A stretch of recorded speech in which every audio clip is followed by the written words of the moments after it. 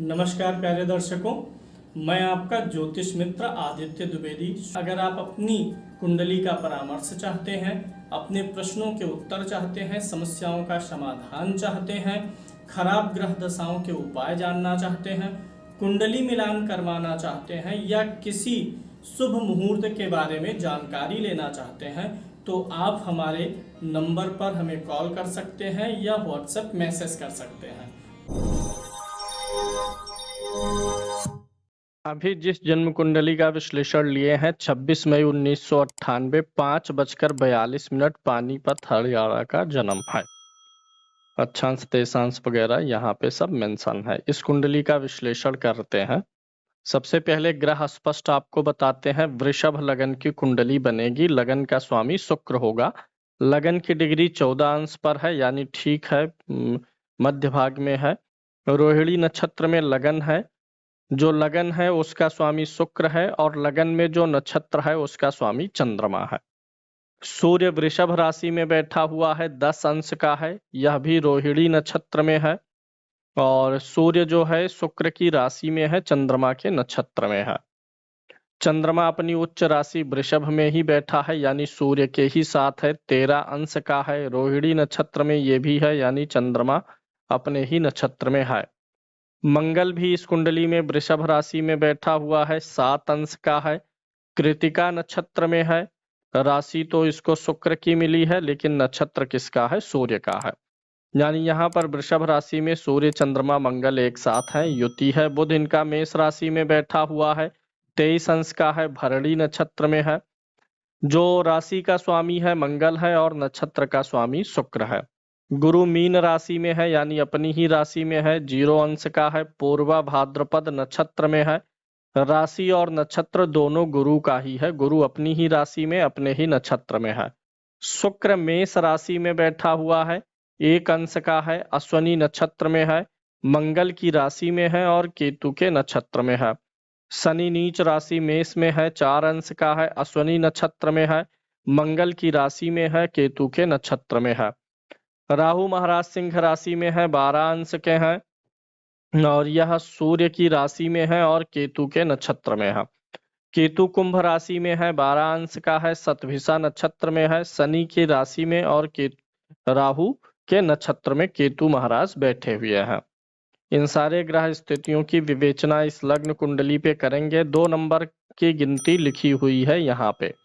2 number मतलब वृषभ लगन। लगन का स्वामी कहाँ जाके बैठा है? 12वें भाव में बैठा हुआ है। तो जन्म स्थान इनका परिवर्तित होगा। जहाँ जन्म हुआ है उस स्थान पे नहीं रहेंगे।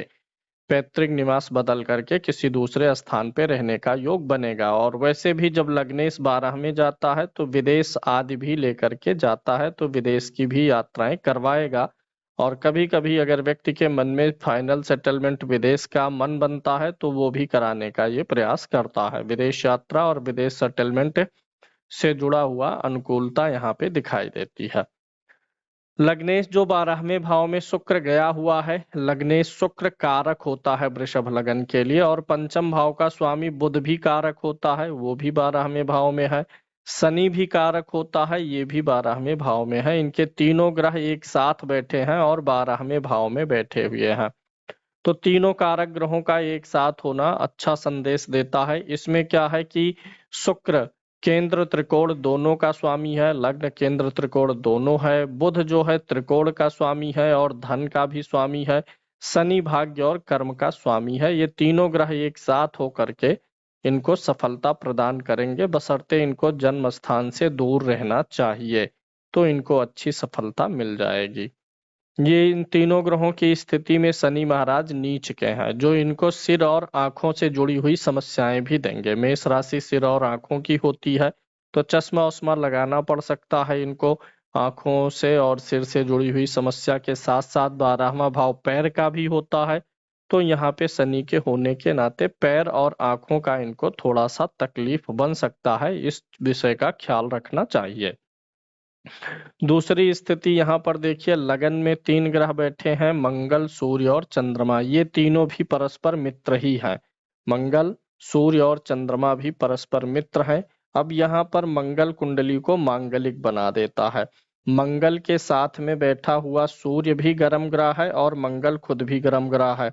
तो यहाँ पे ये चीज दिख रहा है कि ये मंगल और सूर्य मिलके कुंडली को मांगलिक बनाने का प्रयास कर रहे हैं। चंद्रमा उच्च का तो है, लेकिन इसके उच्च होने का कोई विशेष लाभ नहीं है, क्योंकि सूर्य के साथ होकर के अस्त हो गया है।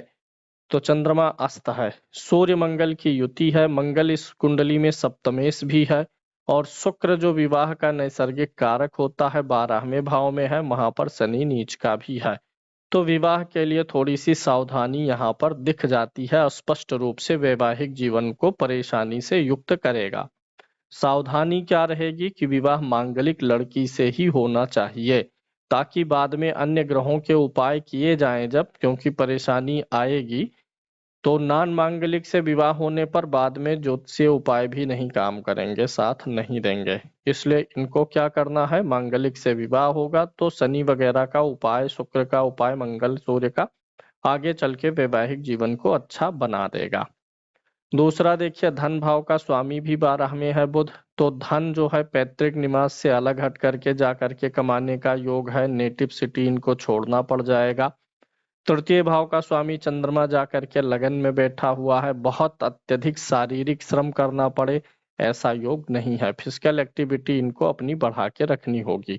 दूसरा, लगन में ही देखिए 2 अग्नि तत्व के ग्रह बैठे हैं, तो ये व्यक्ति को थोड़ा स्वभाव में रौब देते हैं, गुस्सा भी देते हैं। व्यक्ति का स्वभाव जो होता है वो बहुत शांति प्रिय या मधुर स्वभाव का नहीं रह पाता है, अगर मंगल सूर्य दोनों अग्नि तत्व के ग्रह यहाँ पर बैठे हुए हैं। तो थोड़ा सा इनका मिजाज गर्म मिजाज का रह सकता है जैसे जैसे उम्र आगे बढ़ेगी। राहु इनके चतुर्थ भाव में बैठे हुए हैं, सूर्य की राशि में है, और सूर्य लगन में जाके बैठा है। घर और गाड़ी का सुख इनको मिलेगा।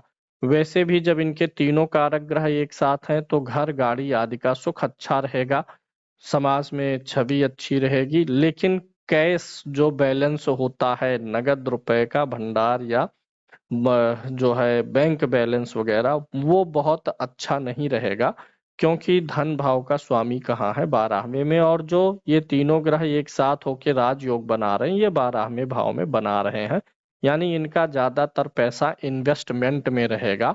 अगर ये कैश रखना चाहेंगे तो इनके लिए समस्याएं उत्पन्न होंगी। इसलिए इनको हमेशा 12वां भाव इन्वेस्टमेंट का भी होता है।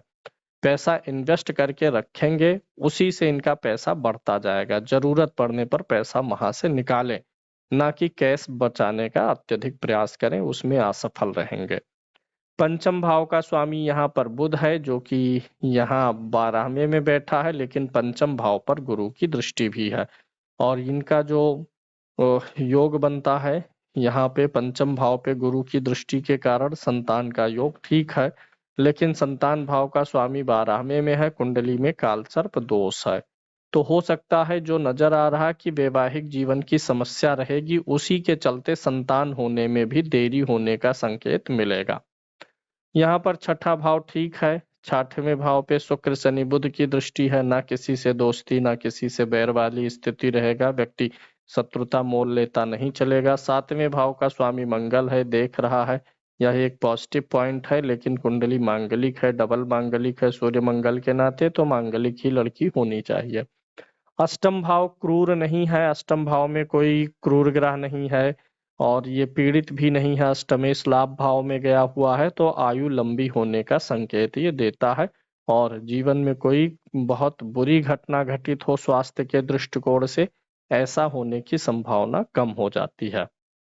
भाग्य भाव का स्वामी शनि है, 12वें भाव में जाकर के बैठा हुआ है, नीच राशि में है, और यही कर्मेश भी है। तो यहाँ पे शनि महाराज जो है स्ट्रगल देंगे। भाग्य के भरोसे कोई काम नहीं कर सकते हैं, मेहनत के भरोसे ही कोई काम हो सकता है। 10वें भाव में केतु बैठा हुआ है। काम बार बार बदलने से बचें। ऐसे लोग काम बार बार बदलना चाहते हैं, या जल्दी जल्दी नया नया इन्वेस्टमेंट ना करें। जैसे कोई एक काम करें तो उस पर थोड़े दिनों तक टिकने का प्रयास करें, क्योंकि केतु चलायमान ग्रह होता है, तो 10वें में बैठा है, हो सकता है बार बार मूड स्विंग कराए, चेंज कराए, तो इस चीज से इनको बचना होगा। बार बार चेंज करने से बचें। गुरु लाभ भाव में अपनी ही राशि में है, इच्छाएं और मनोकामनाओं की पूर्ति ये कराता रहेगा। अब इन्होंने कुछ प्रश्न पूछे हैं, मैं पहले उसको बताता हूँ आप लोगों को ताकि आप लोग भी समझ सकें।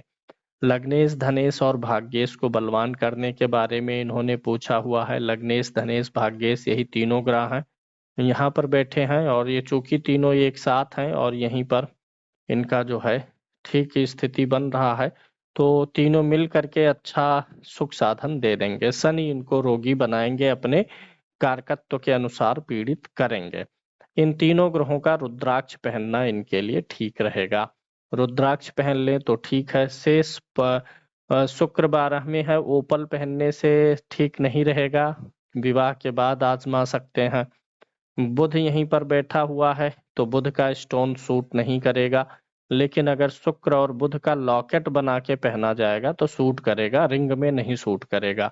लेकिन विवाह के बाद ही ओपल पहनना ठीक है, अन्यथा जो है चरित्र वगैरह थोड़ा सा बिगड़ सकता है, इधर उधर थोड़ा सा ध्यान भटकाने का काम कर सकता है। शेष अन्य अभी दशमांश कुंडली पर चलेंगे तो वहां से भी कार्य वगैरह का विचार करेंगे। अभी जो टोटल निष्कर्ष है, मैरिड लाइफ में थोड़ी सी प्रॉब्लम है, काम और व्यवसाय वगैरह करने के लिए जन्म स्थान से दूर रहने का योग बनता है। होरा कुंडली देखेंगे तो कर्क लगन की होरा है, यानी पितरों के आशीर्वाद से इनका धन वगैरह बढ़ेगा। सिंह लगन की होरा हो तो देवताओं के आशीर्वाद से, कर्क लगन हो तो होरा कुंडली में तो पितरों के आशीर्वाद से धन बढ़ता है। इनकी दूसरी कुंडली पे चलेंगे, देशकांड देखेंगे तो D3 में लगन कन्या लगन बनता है। लगन में सूर्य चंद्रमा की युति है। लग्नेश बुध है जो कि आकर के चतुर्थ भाव में राहु के साथ बैठ के अच्छा योग बना रहा है। तृतीय भाव पे मंगल की दृष्टि है, मंगल इसका स्वामी है, यानी सॉफ्ट वर्क जीवन में रहेगा, बहुत शारीरिक श्रम नहीं करना पड़ेगा, दिमागी मेहनत करना पड़ेगा। चतुर्थांश कुंडली का लगन सिंह लगन है और लग्नेश लगन में ही बैठा है, यहाँ से ये भाग्यशाली होते हैं, पैतृक रूप से इनको अच्छा सपोर्ट मिलेगा। इस कुंडली की सबसे वीक पॉइंट यही है कि ज्यादातर कुंडलियों में लगन में भी शनि नीच का था, यहाँ भी नीच का है, यहाँ भी नीच का है। शनि ज्यादातर कुंडलियों में नीच राशि में है, तो शनि को प्रसन्न करने की जरूरत पड़ेगी, यानी भाई बहन का सुख हुआ, मेहनत अत्यधिक, परिश्रम अत्यधिक पे शनि का प्रभाव नेगेटिव रहेगा। भाग्य पर भी शनि का प्रभाव नेगेटिव रहेगा। देखिए, लगन कुंडली में भाग्येश होकर के नीच का बैठा है और चतुर्थांश में भाग्य भाव में ही नीच का होके बैठा है। तो शनि का एक बार 1.25 लाख जप वगैरह करा के, अनुष्ठान करके, हवन वगैरह करके शनि महाराज को प्रसन्न किया जा सकता है। से शनि के लिए रुद्राक्ष भी धारण किया जा सकता है। 7 मुखी रुद्राक्ष शनि के लिए पहनने से भी शनि के नीच होने के दुष्प्रभाव में कमी होगी। D7 देखते हैं, सप्तमांश कुंडली, तो लगन यहाँ पर ठीक है, लगन में शुभ ग्रह चंद्रमा भी बैठा है, ये भी ठीक है। अब यहाँ पे शनि नीच का नहीं हुआ है, यानी संतान में बाधा नहीं दिखाई देती है, संतान के लिए यह कुंडली ठीक दिखाई दे रही है। संतान, कन्या और पुत्र दोनों का योग बनेगा। D9 देखेंगे तो लगन वृषभ लगन बनता है, शनि और चंद्रमा बैठा हुआ है, यानी इनके जीवन साथी का जो स्वभाव होगा, पत्नी का जो स्वभाव होगा, वो थोड़ा सा असंतुष्टि वाला हो सकता है, थोड़ा सा सेटिस्फेक्शन लाइफ में कम रहे, मन दुखी रहे, परेशान रहे, ऐसा कुछ दिखता हुआ नजर आ रहा, क्योंकि लगन में ही शनि चंद्रमा का दोष है। लेकिन गुरु यहाँ पर उच्च का है, यानी इनके जीवन साथी के माध्यम से धन आदि का सुख अच्छा रहेगा। इनकी पत्नी फाइनेंशियली इनको सपोर्ट कर सकती हैं, क्योंकि दूसरे भाव का स्वामी यहाँ पर 7वें भाव में आकर के बैठा हुआ है। सूर्य यहाँ पर उच्च का है, शुक्र के साथ है, मंगल भी ठीक है, यानी सारी स्थितियां ठीक है। लगन कुंडली मांगलिक है और यहाँ पे लगन कुंडली में विषदोष बना है, यानी इनकी पत्नी थोड़ी सी नीरस हो सकती हैं, उदासीन रह सकती हैं। इनके साथ में अत्यधिक रोमांस, प्रेम संबंधों आदि में थोड़ा सा उदासीपन रह सकता है, जिसके कारण से समस्याएं बनने के चांस रहेंगे। तो विवाह होते समय पहली चीज तो कुंडली मिलान करके विवाह करें, शेष अन्य विवाह के बाद देखा जा सकता है। शनि और चंद्रमा की युति दशमांश कुंडली में भी बनी हुई है, लगन में ही बनी हुई है, और राहु यहाँ पर अष्टम भाव में बना हुआ है। काम काज को लेकर के उतावलापन जब भी ये दिखाएंगे, ये परेशान होंगे। इनके लिए एक फार्मूला है कि उतावलापन, जल्दबाजी, हड़बड़ी कभी भी मत करिएगा, धैर्य रख के करिएगा काम। क्योंकि कामकाज के मामले में आपके अंदर धैर्य की कमी है। गुरु और बुध की युति अच्छी है, व्यवसाय अच्छा कराते हैं, ये व्यवसाय कर सकते हैं, ऑनलाइन सोशल मीडिया आदि से जुड़ करके ये काम कर सकते हैं।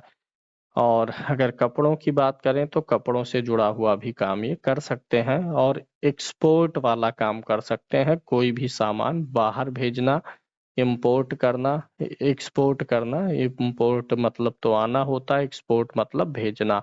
तो एक्सपोर्ट से जुड़ा हुआ काम भी ये कर सकते हैं। मेडिकल और दवाओं और अस्पतालों से जुड़ा हुआ कोई बिजनेस हो तो ये भी कर सकते हैं। विदेश में रहना इनके लिए ज़्यादा ठीक है, विदेश में बसना इनके लिए ज़्यादा ठीक रहने वाला है। अब यहाँ पे अगर हम देखते हैं दशमांश कुंडली में तो ओवरऑल ठीक है, लेकिन शनि चंद्रमा जो लगन में है, राहु अष्टम में है, उतावलापन और जल्दबाजी से इन्हें बचना होगा। जहाँ काम काज करेंगे वहाँ मान सम्मान सुख अच्छा मिलेगा, शारीरिक सुख भी अच्छा मिलेगा, यानी ठीक दिखता है। दशमांश कुंडली में भी चौथे भाव का स्वामी 12 में गया हुआ है। विदेश जाने के योग यहाँ भी दिखते हैं कि कामकाज के सिलसिले में विदेश जाना पड़ सकता है। द्वादशांश कुंडली से माता पिता के सुख को देखेंगे। लगन तो ठीक है, लगन में शुभ ग्रह चंद्रमा बैठा हुआ है, लग्नेश की लगन पर दृष्टि है। सूर्य 12वें भाव में बैठा हुआ है। कभी कभी पिता से तर्क वितर्क और कुतर्क हो सकता है। शेष इस कुंडली में चंद्रमा की स्थिति ठीक दिखाई दे रही है, इसलिए माता पिता से स्वास्थ्य की स्थिति और माता पिता से सुख की स्थिति ठीक नजर आ रही है। अगली कुंडली पर चलेंगे। आध्यात्मिक उन्नति और वाहन के सुख के लिए देखेंगे। खोडसांश से वाहन का विचार होता है। लगन में चंद्रमा जैसा शुभ ग्रह बैठा है और लग्नेश स्वाग्रही है। बढ़िया लग्जीरियस 4 पहिया वाहन का सुख इनको मिलेगा। और चौथा भाव भी देखते हैं तो यहाँ पर भी शनि बैठा है, ठीक है, मजबूत चीज दिलवाता है। गाड़ी वगैरह का जो सुख रहेगा वो मजबूत गाड़ियों का सुख, अच्छी गाड़ियों का इनको प्राप्त होगा। आध्यात्मिक उन्नति देखें तो यहाँ पे लगन ठीक है, लग्नेश भी ठीक है, लेकिन गुरु और चंद्रमा दोनों राहु केतु के साथ हैं, सूर्य शनि के साथ है, तो बहुत विशेष आध्यात्मिक उन्नति नहीं है। किसी स्त्री देवी देवता में इनकी विशेष प्रीति रहेगी और पिता के कहने से पूजा पाठ आदि करते रहेंगे। अगर हम इनकी अष्टक वर्ग की कुंडली देखें तो वृषभ लगन की कुंडली में लगन में 21 पॉइंट हैं और इसी भाव में ही मंगल और सूर्य भी बैठा हुआ है। इसलिए मंगल थोड़ा और सूर्य का प्रभाव हावी हो जाएगा, यानी स्वभाव और नेचर इनको मिलनसार रखना होगा। लोग इनको मिलनसार स्वभाव का, यानी आपस में घुलना मिलना, लोगों के इमोशन को टच करना समझना, बहुत ज्यादा स्ट्रिक्ट अपने आप को ना रखें, इस चीज का ख्याल रखें। धन भाव ठीक है, यहाँ पे 28 पॉइंट है, व्यय भाव में 15 है, यानी ओवरऑल इनका जीवन धन से युक्त रहेगा, धनी माने जाएंगे। क्योंकि धन भाव में भी पॉइंट अधिक है और लाभ भाव में भी पॉइंट अधिक है, व्यय में कम है, धन से भी और लाभ से भी कम पॉइंट है, यानी जीवन में आर्थिक विपत्ति नहीं आएगी। परिश्रम जीवन में एवरेज रहेगा, लेकिन सुख साधन जीवन में बहुत बढ़िया रहेगा। संतान भाव में 24 पॉइंट है, एवरेज पॉइंट जो होता है ये 28 होता है, तो यहाँ पे 24 पॉइंट है जो संतान में थोड़ा सा विलंब करवाएंगे। छठा भाव ठीक है, अत्यधिक शत्रुता कंपटीशन किसी से नहीं होगा। पति पत्नी में लगभग दोनों में से कोई एक दूसरे पर हावी नहीं रहेगा, क्योंकि यहाँ 21 है, यहाँ 22 है, लगभग लगभग बराबर है, ठीक रहेगा। 30 पॉइंट्स यहाँ पे आयु बढ़ाता है और संघर्ष भी देता है। भाग्य भाव यहाँ पर ये अच्छा हो गया, क्योंकि भाग्येश इनकी कुंडली में शनि है, 12वें में जाकर के नीच का होके बैठा है, लेकिन भाग्य भाव में पॉइंट अधिक हो गए हैं, यानी कुंडली से नहीं तो गोचर के ग्रह जब जब आएंगे मकर राशि में तब तब इनके भाग्य को सपोर्ट दे करके चले जाएंगे। कार्य वगैरह अच्छा रहेगा, क्योंकि कर्म भाव में 43 पॉइंट्स बने हुए हैं। दशाओं को अगर हम देखते हैं तो अभी इनकी राहु की महादशा चल रही है। राहु की महादशा चलेगी 2/11/2030 तक। राहु इनके लिए बहुत उचित तो नहीं बोल सकते हैं। राहु इस कुंडली में काल सर्प का निर्माण करता है। राहु केतु के द्वारा कुंडली में काल सर्प का निर्माण है और राहु की दशा चलने के कारण से काल सर्प दोष का प्रभाव भी आ जाएगा। कुंडली को मैं दिखाता हूं और यहाँ पे आप देखिए काल सर्प दोष बना हुआ है। लग्न कुंडली में यहाँ पर चौथे भाव में राहु है, और दशम भाव में केतु है और इसके इन तरफ कोई ग्रह नहीं है, सारे ग्रह इधर हैं, तो इसलिए काल सर्प दोष इस कुंडली में बना हुआ है। काल सर्प दोष की इनको शांति करा लेनी चाहिए, अभी करा लेनी चाहिए, जिसमें राहु के 80,000 मंत्र, केतु के 70,000 मंत्र, नाग गायत्री और सर्प सूक्ति का पाठ करके हवन किया जाता है, ताकि राहु की दशा में कुछ गड़बड़ ना हो। राहु की दशा जब तक चलेगी तब तक इनको बहुत सोच विचार करके सहेज हो करके चलना है, उतावलापन जल्दबाजी नहीं करना है। किसी भी प्रकार से लालच में फंसेंगे तो धोखा खाएंगे। राहु की महादशा के बाद अगली महादशा का भी विश्लेषण कर लेते हैं। राहु ठीक है, बहुत ना अच्छा कह सकते ना बुरा, अपेक्षाकृत बुरा ही कुछ है। अभी देखिए राहु में शुक्र का अंतर शुरू होगा, राहु में केतु चलेगा 21 मई 2024 तक, फिर शुक्र आएगा, तो शुक्र के समय में कोई लड़की इनके जीवन में आ सकती है, किसी से प्रेम वगैरह या बातचीत वगैरह शुरू हो सकती है। तो ये इस बीच में एक तो विवाह की भी गुंजाइश बन सकती है, हो सकता है किसी से प्रेम संबंध में हो तो ये विवाह भी करा सकता है। विवाह भाव का स्वामी मंगल है वैसे कुंडली में, विवाह होने में अभी टाइम लगेगा, कुंडली मांगलिक भी है, 32 साल की उम्र में विवाह होने का योग ऐसे में बनता है। अभी जो है या तो इस समय में ये किसी से संपर्क में आएंगे प्रेम प्रसंग में, और विवाह का जो योग प्रबल है, एक तो ये टाइम है, दूसरा यह टाइम है, इस समय अवधि में विवाह का योग बनेगा, यानी अक्टूबर 2029 से नवंबर 2030 के बीच के विवाह का योग बनेगा। राहु की महादशा को सही करने के लिए इनको काल सर्प की शांति करा लेनी चाहिए। फिर उसके बाद आएंगे गुरु महाराज। गुरु की दशा आरंभ होगी यहाँ से 2032 से लेकर के 2046 तक गुरु की महादशा चलेगी।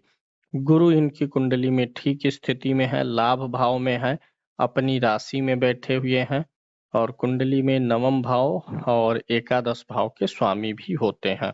गुरु इस कुंडली में पूर्वा भाद्रपद नक्षत्र में है, अपने ही नक्षत्र में है, नवमांश कुंडली में 4 नंबर की राशि में बैठे हैं, जो कुंडली का तीसरा भाव है। यानी गुरु की दशा में अपने जीवन में सबसे अच्छा मेहनत, परिश्रम और प्रदर्शन करेंगे, आय आमदनी बढ़ेगी, इच्छाओं की पूर्ति होगी, गुरु इनका ठीक जाएगा। शनि की दशा इनको फिर परेशान करेगी, 12वें भाव में नीच के हैं और शुक्र के साथ बैठे हुए हैं, तो इस दशा में अपने सिर, आंख, पैर आदि का ख्याल रखें। सेहत से जुड़ी हुई दिक्कतें इस दशा में ज्यादा आएंगी, चूंकि शनि 2 शुभ ग्रहों के साथ है, तो आमदनी वगैरह काम काज के लिए ठीक रहेगा, लेकिन सेहत के लिए परेशानी पैदा करने का प्रयास करेगा। अभी वापस लग्न कुंडली पे आते हैं और विचार करते हैं कि इनके लिए उपाय क्या क्या ठीक रहेंगे। एक तो काल सर्प दोष की शांति हो गई, पन्ना और ओपल लॉकेट में बनवा के गले में पहनना है, लेकिन अभी नहीं पहनना है। शनि के लिए जप करवाएं। अगर सिर, आंखों से जुड़ी कोई समस्या या पैर से जुड़ी समस्या या लंबी चलने वाली कोई बीमारी इनको कभी भी होती है, तो शनि के लिए दान भी करना पड़ेगा, शनि के वस्तुओं का दान, और साथ में जप हवन दोनों करने पड़ेंगे। कामकाज को बार बार बदलने से इनको रोकना है।